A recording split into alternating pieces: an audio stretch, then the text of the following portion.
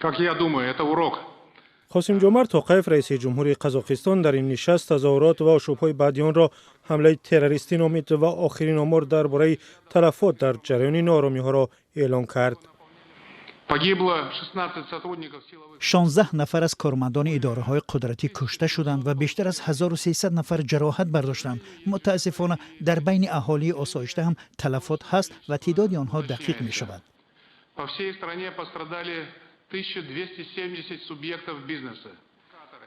قاسم جمعت توقیف گفت آشوبگران قصد داشتند قرارگاه ریاست جمهوری را هم بگیرند ولی از ترس نیروهای پیمان امنیتی دست جمعی از این نقششان دست کشیدند. تظاهرات در قزاقستان روز دوم ینور و به ضد بالاروی قیمت گاز شروع شد ولی بعداً با آشوب و خونریزی کشید.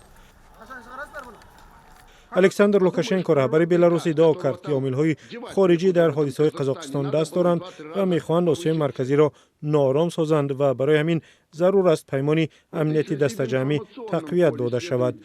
اما او هیچ دلیل برای ثابت کردن گفته‌های خود نیاورد. الکساندر لوکاشنکو خواست سازمان پیمان امنیتی دست جمعی به تاجیکستان کمک کند. ما باید این کار را کنیم تا که بعداً برای ما گرانتر نیفتد. مثل آنکه با قزاقستان شد.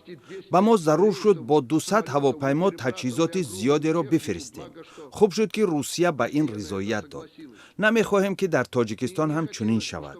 باید حالا با آن کمک کنیم که خودش از عهده‌اش برآید. این به دیگر کشورها نیز دخل دارد. امامعلی رحمان رئیس جمهوری تاجیکستان ضمن سخنرانی در نشست بیشتر به مسئله تروریسم بین المللی و افراطگرایی دخل کرد و گفت که با آمدن طالبان به قدرت در افغانستان این خطر در کشورهای منطقه زیادتر شده است.